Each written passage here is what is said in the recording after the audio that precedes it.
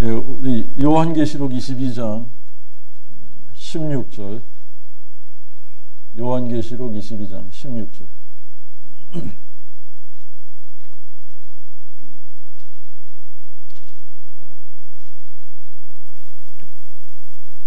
우리 같이 보겠습니다. 나 예수는 내 천사를 보내어 교회들을 위하여 이것들을 너에게 증거하게 하였노라. 나는 다윗의 뿌리요 자손이니 곧 광명한 새벽별이니라. 아멘. 나 예수는 내 천사를 보내어 교회들을 위하여 이것들을 너에게 증거하게 하였노라. 나는 다윗의 뿌리요 다윗의 자손이니 곧 광명한 새벽별이니라.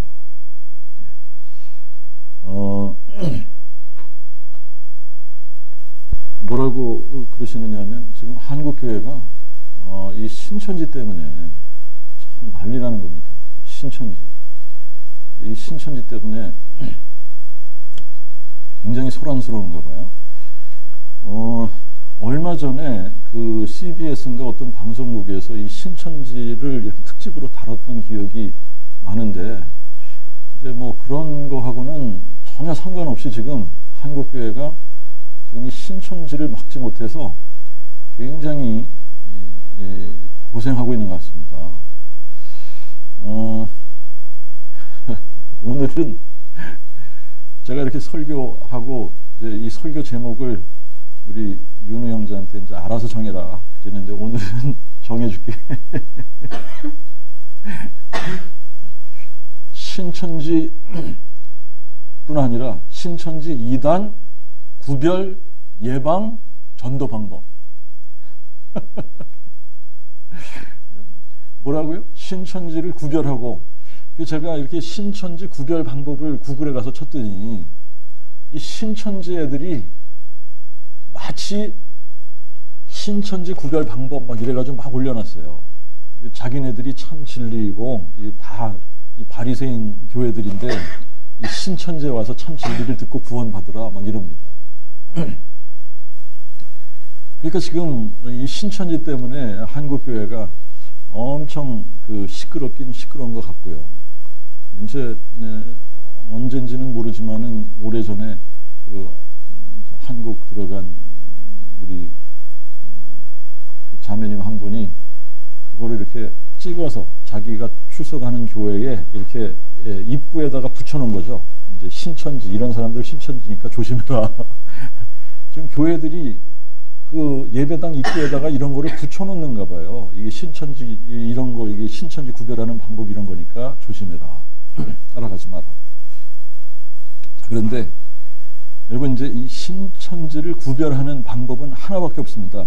이제 신천지를 구별하고, 신천지를 예방하고, 이거는 신천지뿐만이 아니라 신천지보다 더한 그러한 이단들이 나타나도 이게 유일하게 이 방법으로만 이단들을 구별하고 예방하고 또 그런 사람들을 전도까지 할 수 있는 방법, 유일한 방법입니다. 그죠?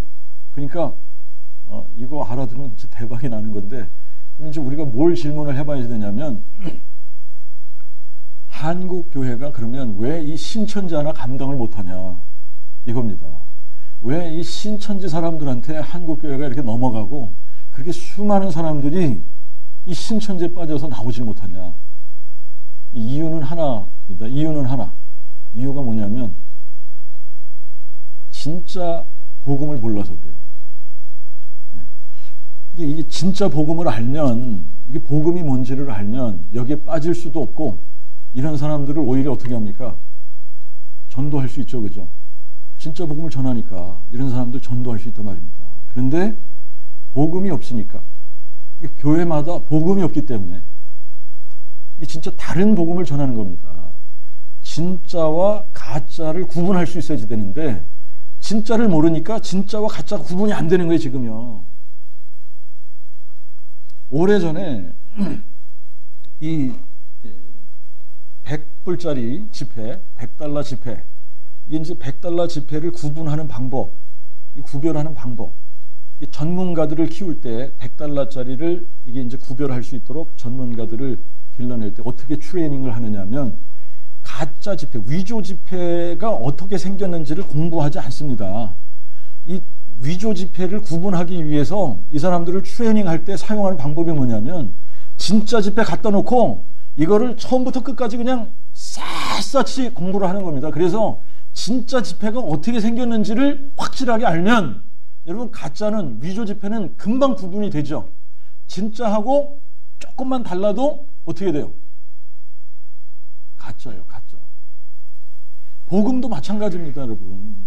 이 복음도 마찬가지인데 이 복음도 진짜가 있고 위조, 페이크가 있다는 얘기예요. 진짜 복음, 페이크 복음.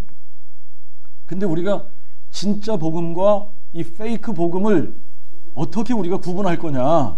구분할 수 있는 방법이, 유일한 방법이 뭐냐? 우리가 이단을 쫓아다니면서 이단들은 이런 거야 그러고 이단들을 공부해가지고 이단들을 밝혀내는 거 그거 아닙니다. 그게 아니라 진짜 복음을 확실하게 배우는 거예요. 진짜 복음이 뭔지를 확실하게 알면 이 진짜 복음에서 조금이라도 벗어나면 이게 뭐예요? 다 가짜입니다. 다 가짜인 거예요. 믿으시죠? 네. 그러니까 우리가 이제 진짜 복음이 뭔지 이게 우리한테 이게 확 들어와야지 되는데 여러분 이게 굉장히 지금 계시록 이 성경을 마감하는 요한계시록 22장이 마지막 장 거의 마지막 부분에 예수님께서 뭐라 그러세요? 예수님께서 나 예수는 내 천사를 보내어 교회들을 위하여 이것들을 너에게 증거하게 하였노라. 그러면서 나는 다윗의 뿌리요 자손이니. 여러분 다윗의 뿌리요 다윗의 자손이니. 이 굉장히 중요한 표현입니다. 이게 다윗의 뿌리면서 다윗의 자손. 이게 복음이에요. 이게 다윗의 뿌리이신 그분이 뭘로 오셨다는 거예요? 다윗의 자손으로 오셨다는 겁니다. 이게 다윗의 뿌리이신 그분이 다윗의 자손으로 오셨다. 자, 요거를 이제 로마서 1장 다시 한번 가죠. 로마서 1장 1절부터 4절을 다시 읽어보겠습니다.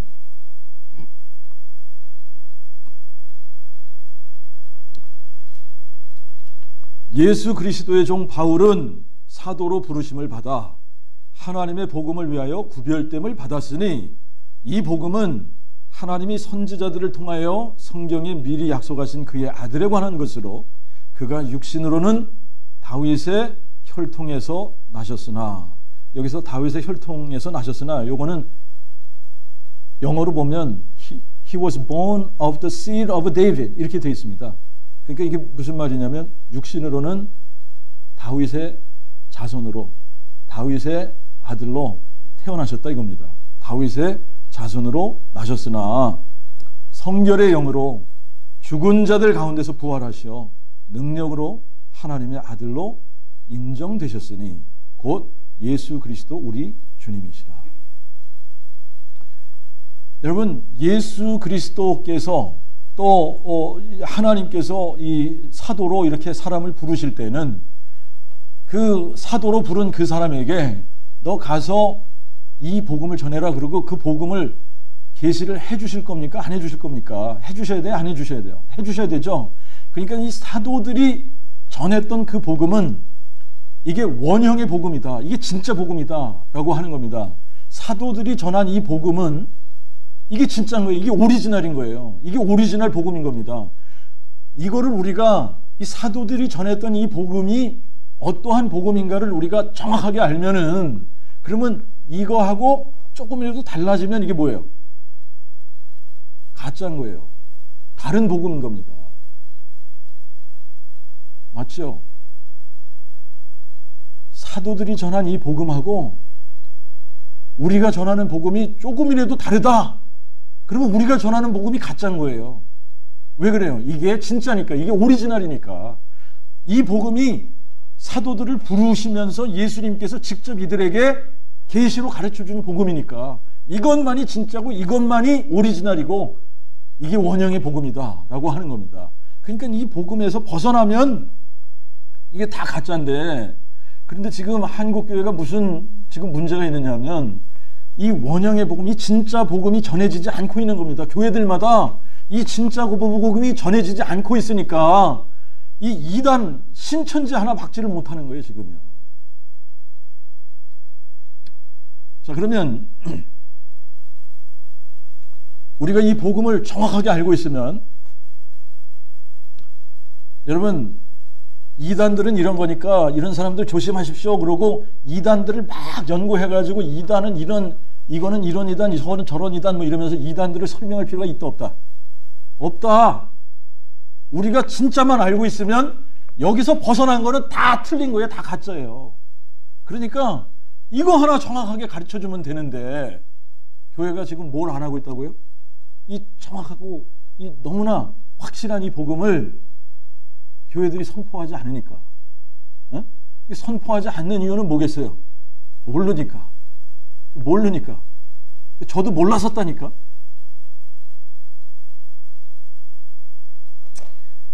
자, 이제 이 복음을 우리가 확실하게 알면 이단 구별해낼 수 있다 없다? 예방할 수 있다 없다? 이런 사람들 전도할 수 있다 없다? 있어요. 그러니까 이것만 확실히 알면 되는데, 여러분, 그러니까 바울이 뭐라 그랬습니까? 우리가 전한 이 복음 외에 다른 복음을 전하면 저주가 있을지어다. 다른 복음 전하면 여러분 다 페이크 아닙니까? 가짜 복음 아닙니까? 그러니까 구원에 이를 수 있다 없다? 못 이르는 거예요. 그러니까 다 그냥 소경 인도하듯이 다 그냥 지옥으로 가는 겁니다. 그러니까 이 복음이 없을 때는 사람들이 어떻게 돼요? 이단들이 와서 꼬이면 넘어가는 거예요, 다. 자, 이제 복음 자체는 이게 사도들이 전했던 그 복음, 사도들이 예수님께 직접 받은 이 복음, 이 원형의 복음, 요거 딱 하나입니다. 그러니까 여기에서 벗어나면 다 다른 거고 다 가짜고, 그러니까 우리가 가야지 되는 거는 이 원형의 복음, 사도들이 지금 예수님께 직접 받은 이 복음으로 다시 가야지 되는 겁니다. 자, 그런데 그 복음의 내용이 뭐냐? 이 사도들이 받았던 그 복음의 내용이 뭐냐?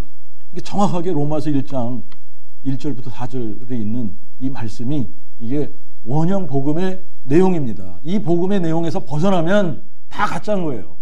그러니까 이 복음의 내용을 선포해야지 되는데 이 복음을 선포하지 않으니까 신천지가 그냥 사람들 다 끌어다가 교회 박살내고 이 이만희를 추종하도록 만들고, 이렇게 이게 지금 이런 지경까지 간 겁니다.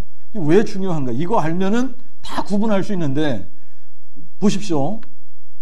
자, 이제 2절부터 4절 여기를 보면 뭐라고 이렇게 표현을 했느냐면, 이 복음은 하나님이 그의 선지자를 통해서 성경이 미리 약속한 거라는 겁니다.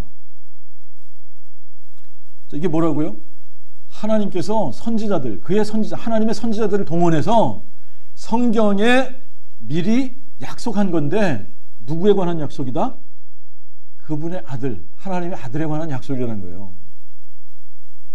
그러니까 이 성경에 그분에 관한 약속이 있는데, 여러분 이 약속 중에 가장 중요한 게 뭐냐면 이 두 가지만 확실하게 알면 되는 겁니다. 여기 첫 번째 약속이 뭐예요? 그가 육신으로는 다윗의 자손으로 오신다는 얘기입니다. 그가 육신으로는 다윗의 혈통에서 나시겠다 이 말이에요. 자, 이게 첫 번째입니다. 두 번째는 뭐예요? 성결의 영으로, 육신으로는 다윗의 아들로 오시는데, 영으로는 이분이 죽은 자 가운데서 부활하셔서 능력으로 하나님의 아들로 인정이 되시는 겁니다. 이 하나님의 아들로 인정이 되려면 부활하시지 않으면 안 되는 거예요. 부활이 돼야 이분이 성경에서 그렇게 선지자들 통해서 미리 약속한, 오시리라고 약속한 바로 그 하나님의 아들이 이분이구나, 이거를 확실하게 알 수 있는 겁니다. 자, 그런데 그러면 이제 이렇게 이 성경에 예언된 이것을 다 성취하고 죽고 부활하신 분은 이 세상에 딱 한 분밖에 없는 거예요. 누굽니까?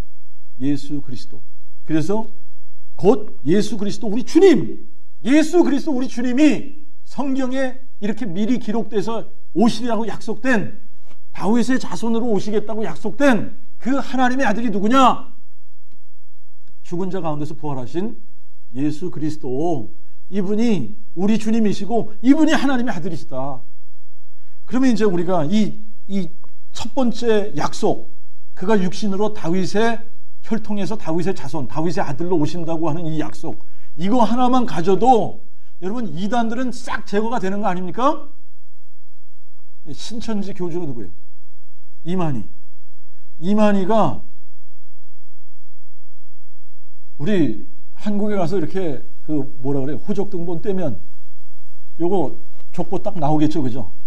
그 부모가 누구고 어디서 태어났고 이런 거 다 나오겠죠, 그죠? 네. 그러면 여기서부터 가짜 아닙니까? 여기서부터 가짜 아니. 이만희가 가짜야. 이게 페이크란 말입니다. 이게 이놈은 사기꾼이라고요. 그러면 여러분 요거 하나만 가져도 사람들이 이만희에게 속지 않는다는 얘기입니다. 자, 다윗의 자손으로 오시려면 이분이 어디에서 탄생해야 된다고 성경에 예언이 됐습니까? 베들레헴, 다윗의 고장 베들레헴에서 태어나야지 된다고 성경이 기록하고 있잖아요. 이게 미리 약속된 거 아닙니까? 그러면 이만희 요 사기꾼의 출생지가 어딘지 딱 확인하면 요거 가짜라는 거 금방 들통이 나는 거 아닙니까?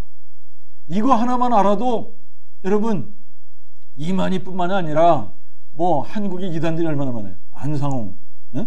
또 정명석, 예? 이런 거 다 가짜거든요. 이거 다 그냥 구분이 되거든요. 그 다음에 여러분 문선명 죽었거든요. 아직도 추종자들이 있어. 아직도.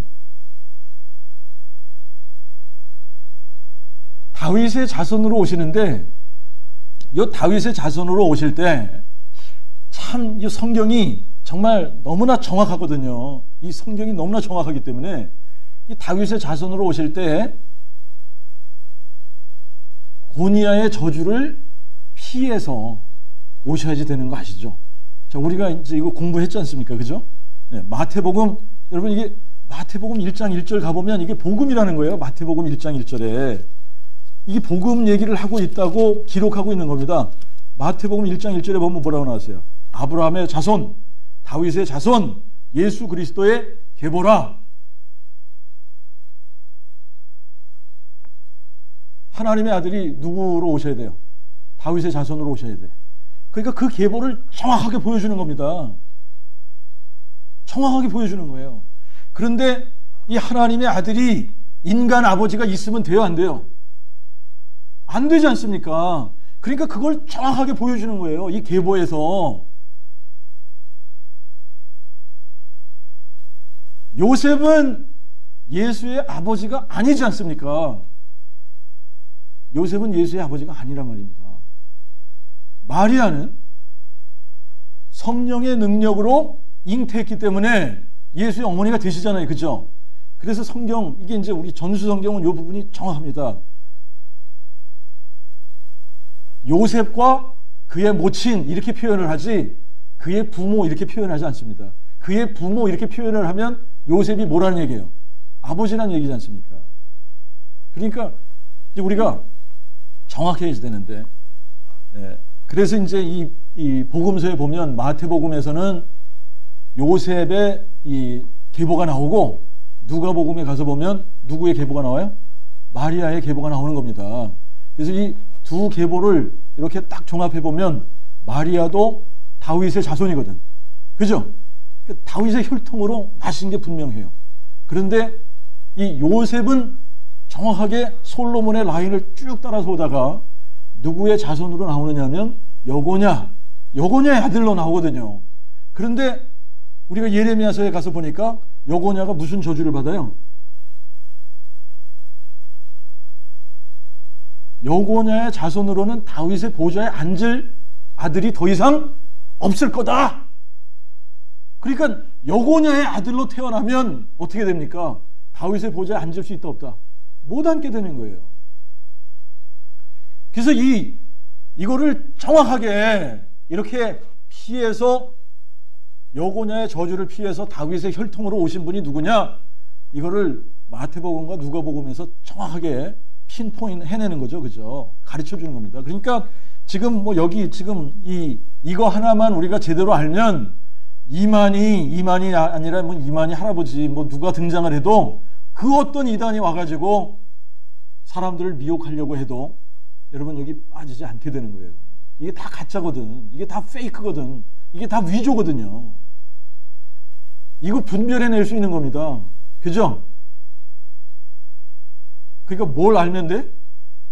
진짜 복음을 알면 되는 거예요. 진짜 복음. 진짜 복음의 내용이 뭐다? 이것만 알면 이단에 안 빠지는데 지금 교회가 이거를 가르치지 않고 있다. 않고 있는 이유는 몰라서. 이게 진짜 복음이 안 깨달아져서 그래요. 안 깨달아져서. 이게 가려져 있는 겁니다. 이게 마귀가 지금 다 가려놓고 있어서 지금 이게 안 보이는 겁니다. 저희들도 그랬잖아요. 네? 20년 목회할 때까지 이게 안 보였단 말입니다. 이게. 자, 여러분들이 이게 이제 성경에 미리 약속된 하나님의 아들에 관한 약속이기 때문에 누가 와서 뭐 이만희가 어쩌고 저쩌고 뭐 안상홍이 어쩌고 저쩌고 문선명이 어쩌고 저쩌고 그러면 야, 그놈의 이름이 여기 어디 나오냐? 이만희 이름이 어디 나오냐? 성경에 미리 약속이 돼 있어야 되는데 그놈에 대한 약속이 어디 있어? 성경에 한번 찾아보자. 이렇게 되면 되는 거잖아요. 이만희에 대한 약속이 하나라도 여기 나옵니까? 안 나오죠? 안 나오는 거예요. 그 다 사기꾼이거든. 다 가짜거든. 다 가짜거든. 자, 그런데 이제 우리가 이 예수님이 다윗의 자손으로 오신다라고 하는 이것이 너무나 이게 중요한 겁니다. 다윗의 자손으로 오신다는 얘기가 무슨 얘기인지 알아야지 되잖아요. 그래서 이제 우리가 몇 주 전에 이런 이야기를 했습니다만 다시 한번 가서 누가복음 1장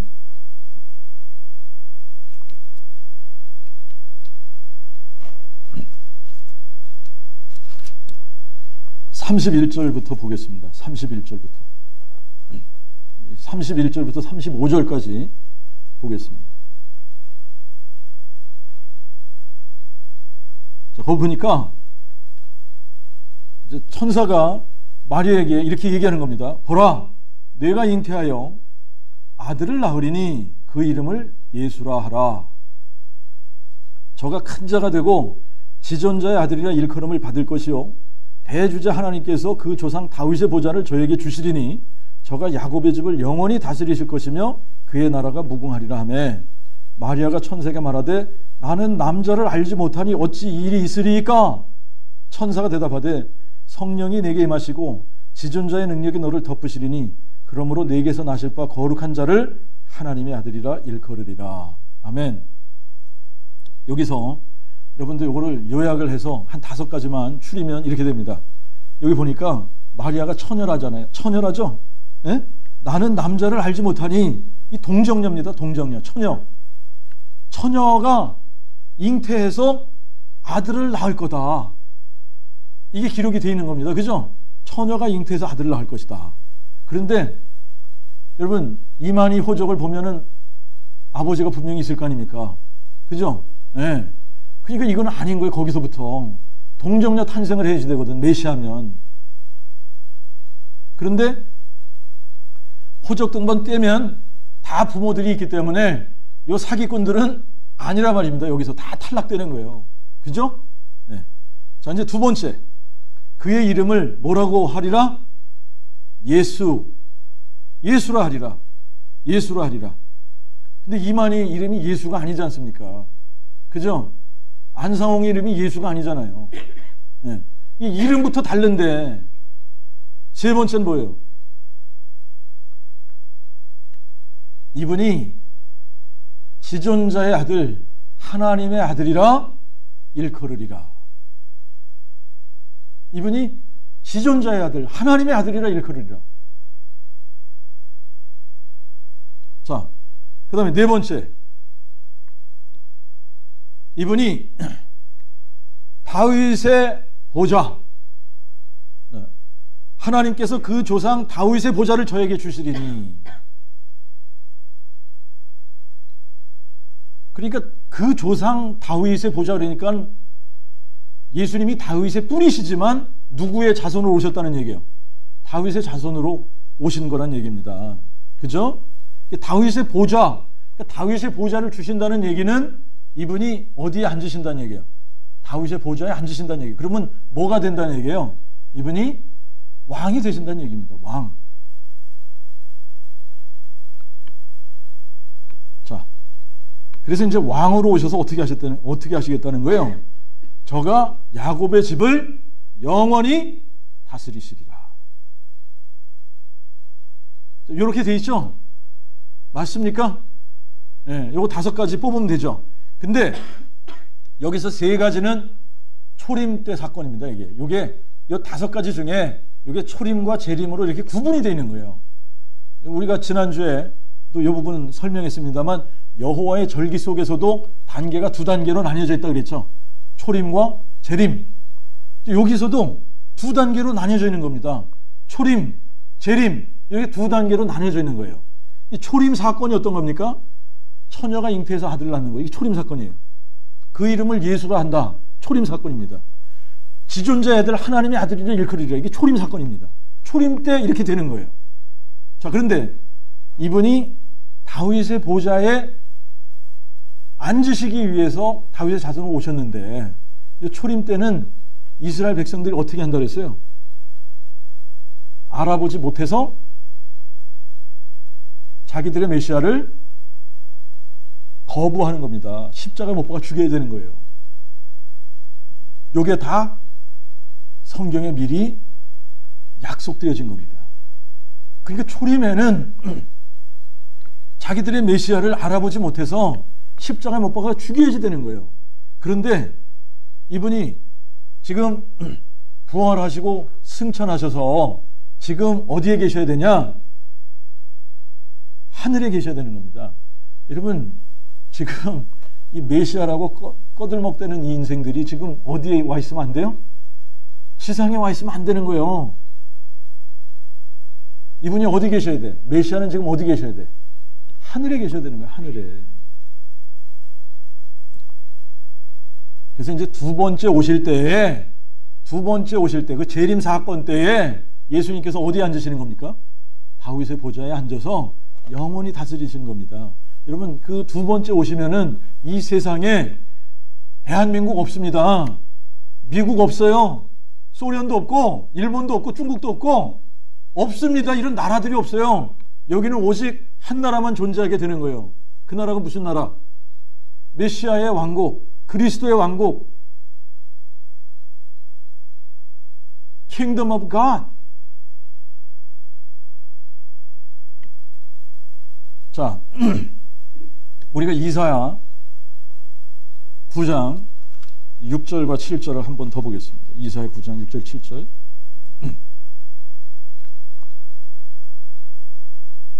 여기 보니까 이렇게 나왔습니다.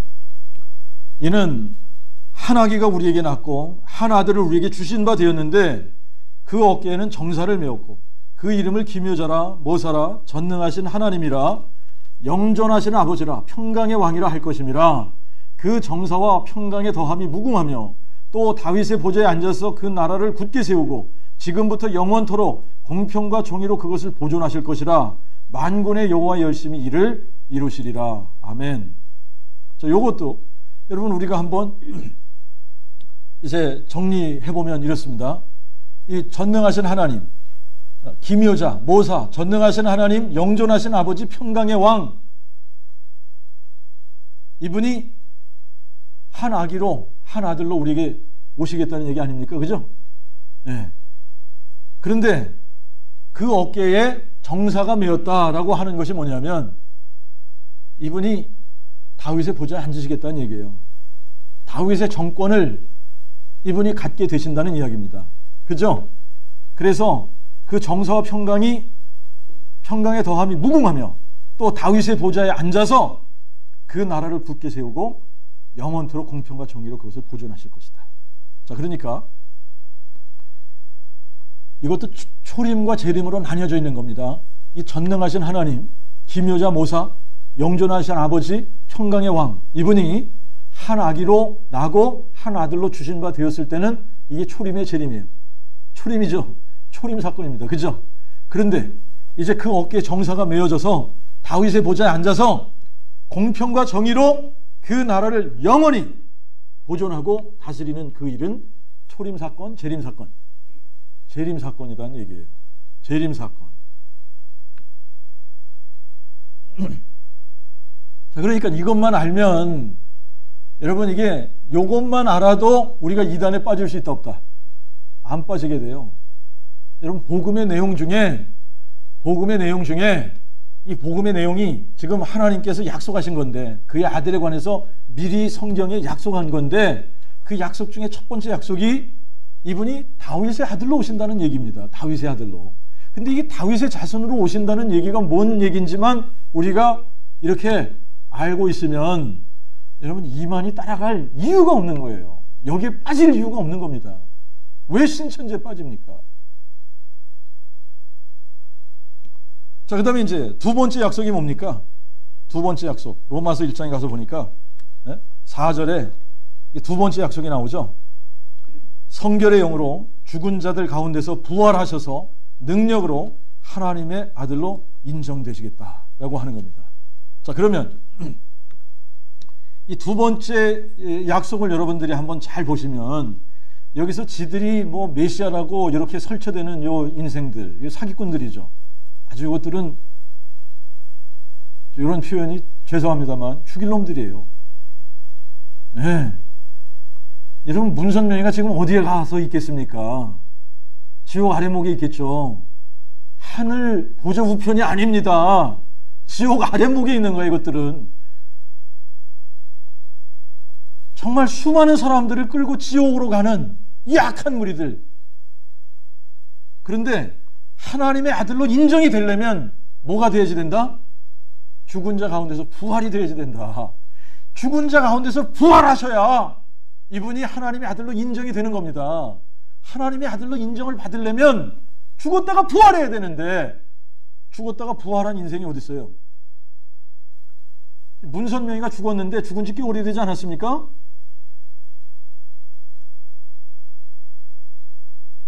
이만희도 곧 죽을 거고 다 인생들이 다 죽어서 지옥 아래목에 가 있을 인생들이란 말입니다. 근데 지금 메시아 성경에 미리 약속된 하나님의 아들은 죽은 자 가운데서 부활하시는 거예요. 죽은 자 가운데서 부활하시는 겁니다. 자, 그러면 예수님이 하나님의 아들로서 다윗의 자손으로 오신다고 약속된 이분이 예수님이다 라고 하는 거 알 수 있는 유일한 방법이 뭐라고요? 부활이라니까요. 부활이 안 되면 예수님도 가짜인 거잖아요. 그죠? 이 부활이 안 됐다. 이분이 죽은 자 가운데서 부활이 안 됐다 그러면 예수도 가짜인 거예요. 그런데 죽은 자 가운데서 부활하셨기 때문에 이분이 성경에 오시리라고 약속한 하나님의 아들이 맞다. 이분이 다윗의 자손으로 오신 바로 하나님의 아들이 맞다. 이렇게 결론이 나는 겁니다. 자, 그러면 여러분 유대인들이 예수님께 찾아와가지고 도대체 당신이 하나님의 아들이라는, 당신이 하늘에서 왔다는 증거가 뭐냐? 표적을 보여라. 이러고 들이대니까 마태복음 12장 38절부터 40절까지는 예수님께서 이 악하고 음란한 세대가 표적을 구하나 요나의 표적밖에 보여줄 표적이 없다고 그랬습니다. 그죠? 네. 요나의 표적이 뭐에 관한 표적입니까? 이게 부활에 관한 표적이에요. 부활에 관한 표적. 그런데 요한복음 2장에 가서 보니까 예수님께서 거기서도 동일하게 유대인들이 예수님을 찾아와가지고 또 표적을 보이라는 거예요. 표적 보여라. 유대인들이 예수께 묻기를 내가 이런 일을 행하니 무슨 표적을 우리에게 보이겠느냐? 표적 보여라. 그러니까 예수님께서 뭐라 그래요? 이 성전을 헐라. 내가 사흘 만에 그것을 일으키리라.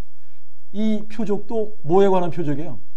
부활에 관한 표적이 부활. 부활에 관한 표적입니다. 그러니까 유대인들이 뭐라 그래요? 이 성전을 짓는데 46년이나 걸렸거든. 내가 3일 만에 일으키겠느냐? 그러나 예수는 성전된 자기 몸을 가리켜 말씀하신 것이니 이는 그가 죽은 자 가운데서 살아나신 후에야 제자들이 비로소 그들에게 하신 이 말씀을 기억하고 성경과 및 예수의 하신 말씀을 믿었더라. 부활, 이 부활이 예수님이 하나님의 아들이라는 유일한 표적이다라고 하는 겁니다.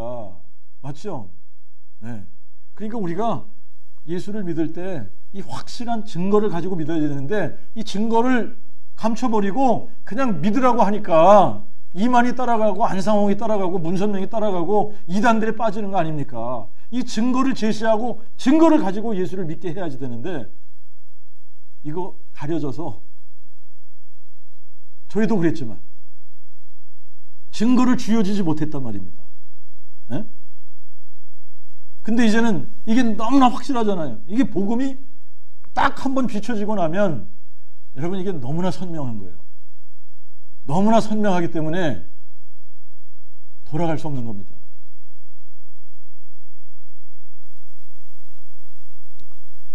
여러분 이제 이 성경을 이렇게 우리가 살펴보면 이 성경 전체가 누구에 대해서 기록한 거다라고 얘기를 하느냐면 예수님에 관한 기록이라는 거예요. 요한복음 5장 39절에 가서 보니까 너희가 성경에서 영생을 얻는 줄 생각하고 성경을 상고하거니와 이 성경이 곧 내게 대하여 증거하는 것이니라. 이 성경이 하나님의 아들에 관한 책입니다. 그러면 이만희가 지가 메시아다 그러고 껍적거리면 이 성경 전체가 누구에 대해서 기록을 했어야지 돼? 이만희. 근데 그놈의 이름은 한 군데도 안 나오지 않습니까? 에?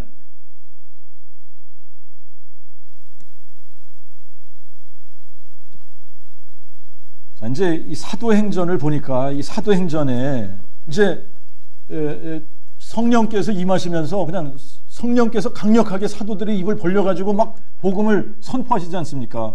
에?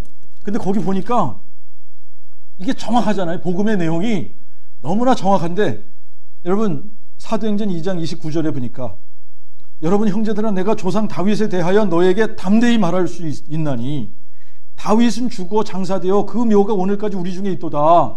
저가 선지자인 거로 다윗이 뭐라고요? 선지자랍니다. 선지자. 선지자인 거로 하나님이 이미 자기에게 맹세하사 육신을 쫓아 그의 허리의 열매 중에서 그리스도를 일으키시어 자기 보좌에 앉게 하리라 하심을 알고 그러니까 다윗이 뭘 선포한 거예요? 비록 메시아 예수 그 그리스도를 주라 그렇게 불렀는데 그 주님이 자기의 주가 자기의 허리 열매 중에 나오실 것을 미리 알았던 겁니다. 이것을 미리 본 겁니다. 네? 이것을 미리 본 거예요. 그래서 이분이 어디에 앉으실 것을 미리 봤어요? 다윗의 보좌에 앉으실 것을 미리 본 겁니다. 이것을 미리 보는 거로 그리스도의 부활하심을 말하여 그의 영혼이 음부에 버려지지 않고 그의 육신이 썩음을 보지 아니하시리라 하더니 자 정확하죠? 다윗의 자손으로 오시고 메시아가 그 다음에 어떻게 해요? 그리스도의 부활 그의 영혼이 음부에 버려지지 않고 그의 육신이 썩음을 보지 아니하리라. 그러니까 그가 부활할 것을 미리 봤다는 이야기입니다. 그리고 이것을 성경에 기록한 겁니다. 자, 그런데 32절 33절 보세요. 32절에 보니까 이 예수를 하나님이 살리셨으니 우리가 다 이 일의 증인이로다. 아멘. 여러분 이제 이게 정확하게 하나님께서 하시려고 하시는 겁니다. 하나님이 예수를 죽은 자 가운데서 살리시고 증인이 있어야 될 거 아닙니까? 그죠? 그래서 증인들을 세우신 거 아닙니까? 증인들을 세워서 뭘 선포하게 하신 거예요? 예수가 죽은 자 가운데서 부활하셨다 이거 선포하게 하신 겁니다. 이게 복음이에요. 이게 복음. 근데 이게 지금 다 가려져서 그냥 우리가 부활을 아는 것을 가지고 믿는다라고 착각하게 만들어 놓은 겁니다. 저도 이 부활 사건을 머리로 알고 있었는데 이걸 마음으로 믿고 있다고 착각한 거 아닙니까?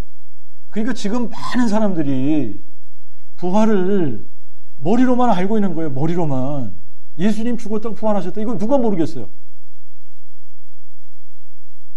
그런데 마음으로 믿는 것은 내가 머리로 아는 거하고 천국과 지옥의 차이예요. 아시겠죠? 마음으로 믿으면 뭐가 돼? 천국. 머리로만 알고 있으면 지옥이에요. 자, 그런데 이게 마음으로 여러분, 이게 마음으로 믿어지는 사람은, 마음으로 믿어지면 그날부터 우리가 사도들처럼 부활을 증거하는 부활의 증인이 되는 줄로 믿습니까? 네. 그래서 이게 사도행전 1장 8절 말씀이 그냥 성취가 되는 거예요. 이 마음에 믿어지면, 오직 성령이 너에게 임하시면, 마음에 믿어질 때 성령께서 임하는 줄로 믿습니까?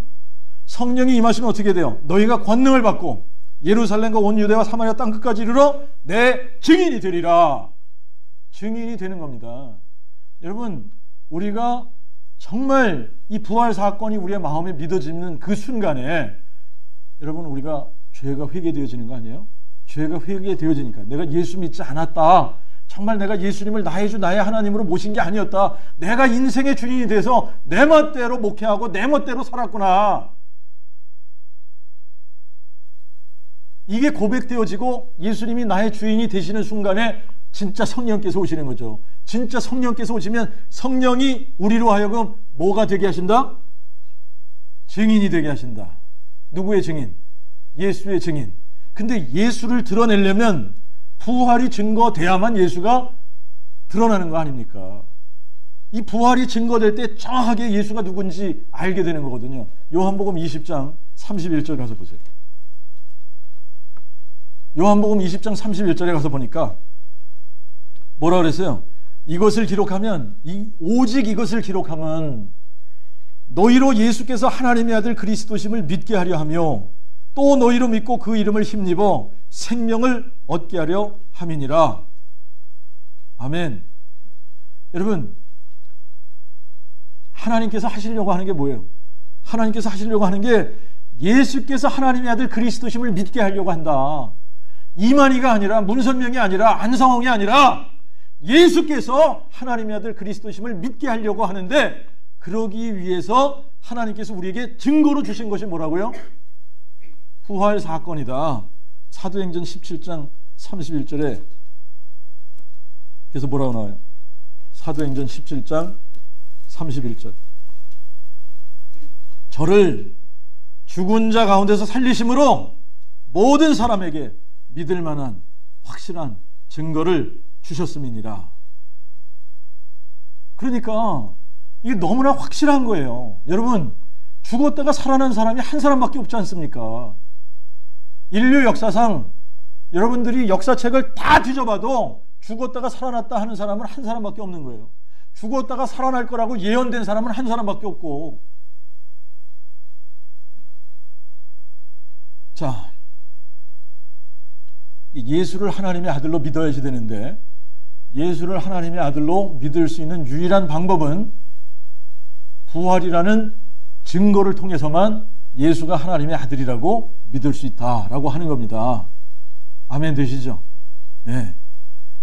자, 그래서 이제 이 로마서 1장 4절에 다시 그 예수님이 하나님의 아들이라고 하는 이 확증을 뭘로 하셨다고 했느냐면, 죽은 자들 가운데서 부활하셔서, 이 죽은 자들 가운데서 부활하셔서 능력으로 하나님의 아들로 인정되셨다, 혹은 확증하셨다. 영어로는 declare 했다 그러는데 선포했다라고 하는 겁니다. 어떠한 단어를 사용을 하던 부활로 예수님이 하나님의 아들로 인정이 되는 거지, 부활이 안 되면 이분을 하나님의 아들로 인정할 수 없는 겁니다. 부활이 되셨기 때문에, 부활하셨기 때문에 이분을 하나님의 아들이라고 인정하고 믿을 수 있는 거예요. 자, 이제 이 바로 이것 때문에 하나님께서 우리에게 구원받는 조건을 딱 하나 세우신 겁니다. 여러분, 사람이 구원을 받는 방법은 한 가지 방법밖에 없어요. 딱 이 조건을 세우셨습니다. 우리가 구원받는 조건, 이거 알아야 되지 않습니까? 이게 뭐냐면, 하나님이 예수님을 죽은 자 가운데서 살리셨다라고 하는 것을 마음에 믿기만 하면 구원을 받으리니 그랬거든요. 근데 이게 추리한 겁니다. 하나님이 저를 죽은 자 가운데 살리신 것을 내 마음에 믿으면 구원을 받으리니 그랬는데, 마음에 믿는다는 것을 사람들이, 거의 대부분의 사람들이 마음에 믿는 것이 뭔지를 모르고 지금까지 살고 있는 거예요. 마음에 믿는 것. 예수님의 부활 사건을 마음에 믿는다. 저도 이게 이게 몰랐던 거죠. 이게 나 마음으로 믿는다 이러고 내가 착각하면서 살았던 겁니다. 그러니까 머리로만 알고 있었는데, 지식으로 알고 있었던 이것을 마음으로 믿는다고 착각하니까 바른 복음이 선포되지 못했던 거예요. 이게 무서운 일이죠. 저주받을 일이니까. 네? 근데 마음이 믿어지는 순간에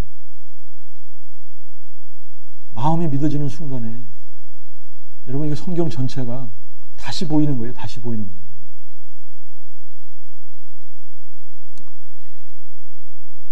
자, 근데 이거를 하나님께서 너무나 확실하게 하시기 위해서 아브라함을 믿음의 조상으로 세우고 믿음의 표본으로 딱 우리에게 보여주시면서, 예수님이 죽고 부활하신 이유부터가 아니라, 여러분, 처음부터, 여러분, 구약 시대에 살던 사람들도 구원을 받으려면, 의롭다함을 받으려면 뭘 믿어야 된다고요? 부활을 믿어야 돼요. 그래서 로마서 4장 17절에 뭐라고 쓰여졌습니까? 하나님께서 아브라함에 대해서 이렇게 말씀하시는 겁니다. 내가 너를 많은 민족의 조상으로 세웠다 하셨으니, 그가 믿은 바 하나님은 죽은 자를 살리시며 없는 것을 있는 것 같이 부르시는 자신이라. 자, 아브라함이 믿은 하나님이 어떤 하나님이라? 죽은 자를 살리시는 하나님, 없는 것을 있는 것처럼 부르시는 하나님, 죽은 자를 살리시는 하나님을 믿어서 의롭다함을 받은 겁니다. 근데 이거를 그냥 지식으로 알고 있으면 이삭을 바칠 수 있다 없다? 못 바쳐요. 근데 마음으로 진짜 믿었기 때문에 이삭을 바치는 겁니다. 우리도 마찬가지. 우리가 머리로 알고 있으면, 여러분, 우리 자아가, 우리의 자존심이 우상이던가, 자식이 우상이던가, 돈이 우상이던가, 다른 것들이 이 보좌 안에, 우리의 마음에, 주인의 자리에 다 앉아있기 때문에 진짜 예수님이 내 인생의 주인이 안 되시는 겁니다. 근데 정말 이 부활 사건이 마음속에 딱 믿어지는 순간에 돈도, 자식도, 내 자아도 다 어떻게 돼요? 밀어낼 수 있는 거예요. 그리고 누구만 내 인생의 주인이 되셔요? 나를 위해 죽고 부활하신 예수 그리스도, 이분만이 내 인생의 주권자가 되시는 겁니다. 아멘? 네. 자, 이제 아브라함을 통해서 이것을 믿게 하셨단 말입니다. 그죠? 아브라함이 정말 죽은 자를 살리는 하나님이시구나. 그래서 그냥 이삭을 번제로 드려라 그러니까 드렸단 말입니다. 그죠? 그래서 정말 그래서 드릴 수 있는 거예요. 죽이면 하나님께서 다시 살리시는구나, 이걸 믿었으니까. 그런데 이제 이 4장 23절, 로마서 4장 23절과 24절을 보니까 저에게 의로 여기셨다고 기록된 것은 아브라함만 위한 것이 아니라는 겁니다. 아브라함만 위한 것이 아니라 의로 여기심을 받을 우리도 위함이니 그랬어요. 우리 주 예수를 죽은 자 가운데서 살리신 하나님을 믿는 자니라. 그러니까 예수를 죽은 자 가운데서 살리셨다는 것을 믿는 사람은 아브라함이 죽은 자를 살리시는 하나님을 믿은 것과 동일한 믿음이다라고 하는 겁니다. 그죠? 자, 이것이 같아야지 돼요. 아브라함이 믿었던 그 믿음과 우리가 믿는 믿음이 동일한 믿음이래야 구원을 받는다라고 하는 겁니다. 믿습니까? 이게 다르면 아닌 거예요. 여러분, 그러니까 아브라함은 복음을 어떻게 했어요? 미리 보고 믿은 겁니다.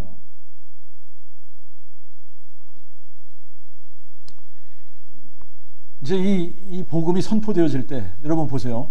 지금 이 예루살렘이 지금 이제 성령께서 임하시고 사도들이 막 이 복음을 선포해야 되니까 거침없이 그냥 예수님이 죽은 자 가운데서 부활하셨고 우리가 그 일의 증인이다 이러고서 막 그냥 나가니까 여러분 예루살렘이 온통 뒤집어진 겁니다. 뒤집어진 거예요. 그런데 뭐 가지고 이게 뒤집어지지 않았다고요? 예수님의 십자가 사건 가지고 뒤집어지지 않았다는 얘기입니다. 예수님 십자가 죽으셨다 이거 가지고 아무리 외쳐도 사람이 거듭나느냐? 거듭나지 못한다는 얘기입니다. 뒤집어지지 않는 거예요. 뭐 가지고 뒤집어진다? 부활이 믿어져야 뒤집어지는 겁니다. 여러분 우리가 예수님 십자가 사건을 막 이렇게 상기하고 묵상하고 그러면 슬프죠. 그래서 눈물 나죠. 여러분 그래서 막 우리가 울고 막 그러면서 그럴 수 있어요. 슬프니까. 근데 그게 진짜가 아니란 얘기예요. 이게 다 가짜예요. 네? 진짜가 아닙니다. 정말 예수님이 부활하셨다 이것이 내 마음에 믿어져야만 우리 인생이 뒤집어지는 거예요.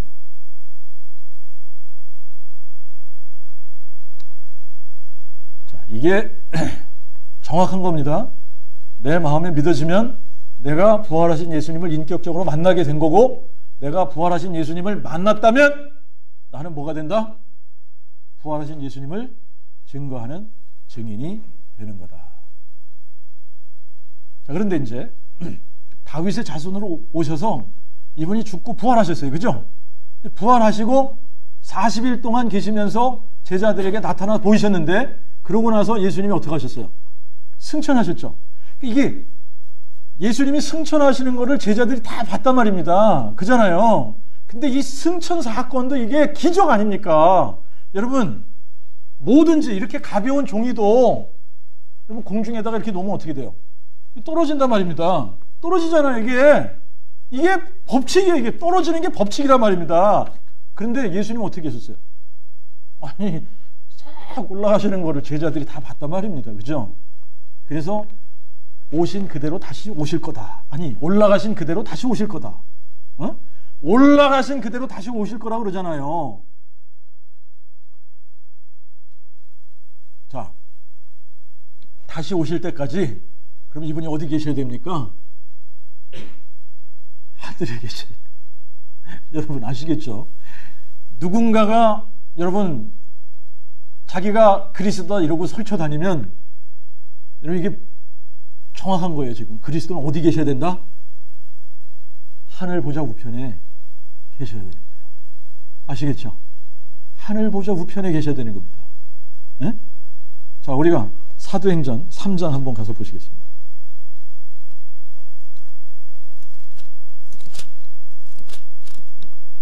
사도행전 3장 21절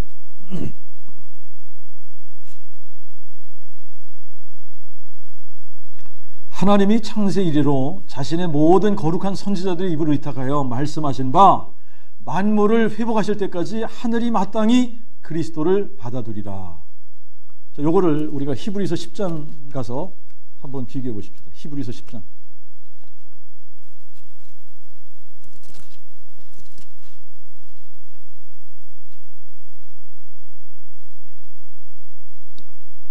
(12절) (13절) 같이 보십시다. 히브리서 10장 12절 13절. 그리스도는 죄를 인한 영원한 제사를 한 번에 드리시고 하나님의 우편에 앉으사 그 후로는 자기 원수들을 그 발 아래 두실 때까지 어떻게 하신다고요? 기다리시나니. 지금 그리스도께서 어디 계셔야 되냐? 하늘 보좌 우편에 계셔야 되는 겁니다. 하늘 보좌 우편에 계시면서 만물을 회복하실 때까지, 자기 원수들을 그 발 아래 두실 때까지 기다리시는 거예요. 그러다가 때가 되시면 어떻게 돼요? 만물을 회복하실 때가 되면 그리스도께서 다시 재림하시는 겁니다. 아멘. 이제 다시 오실 때 그분이 어디에 앉으신다? 다윗의 보좌에 앉으신다. 다윗의 보좌에 앉으셔서 영원히 공평과 정의로 다스리신다. 그러면 이 세상에는 대한민국이 더 이상 있다 없다? 없습니다. 미국이 더 이상 있다 없다? 없습니다. 중국 있다 없다? 없습니다. 이런 나라들이 없는 거예요. 다 그리스도의 왕국이 임하는 겁니다. 이거를 상징이라고 생각하는 사람들이 있어요. 그러니까 이 복음을 모르면 그냥 할 수 없는 거예요. 복음을 모르면. 네? 여러분, 하나님이 사람의 아들이 되셨다. 이 다윗의 뿌리가 다윗의 자손이 되셨다. 이게 문자적으로 이루어졌는데, 여러분, 이분이 다시 오셔서 다윗의 보좌에 앉아서 공평과 정의로 영원히 다스린다.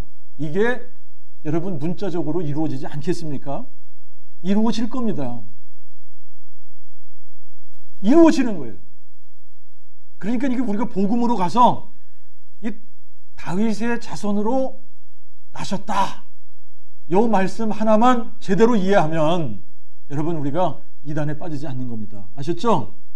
우리가 이단에 빠지지 않을 뿐더러, 이단을 구별할 수 있을 뿐더러, 또 예방도 되고 뭐까지 할 수 있다?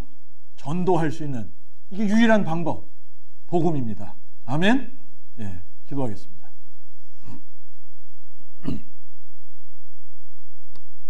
아버지 하나님 감사합니다.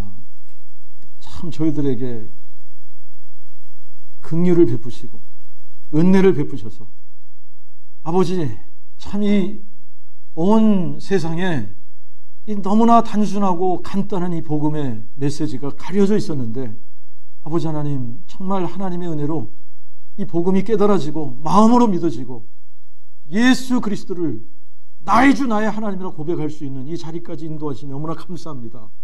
아버지 하나님 이제 저희들에게 성령의 권능을 부어주시고 그래서 이 흑암으로 덮여져 있는 이 세상에 하나님이여 정말 우리가 부활의 증인으로 예수의 증인으로 담대히 살아갈 수 있도록 하나님 도와주시옵시고 지금도 이 이단에 빠져있는 사람들 많고 또 하나님 정말 이 신천지와 이런 이단들이 날치고 설치고 다니는데 아버지 하나님 정말 주님 많은 영혼들을 이 복음으로 주님께 인도할 수 있는 저희들 될 수 있도록 은혜 베풀어 주시옵소서.